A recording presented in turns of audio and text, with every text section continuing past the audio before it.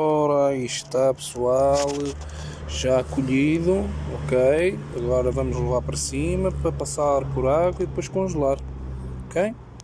Então aguardem que vamos já fazer isso.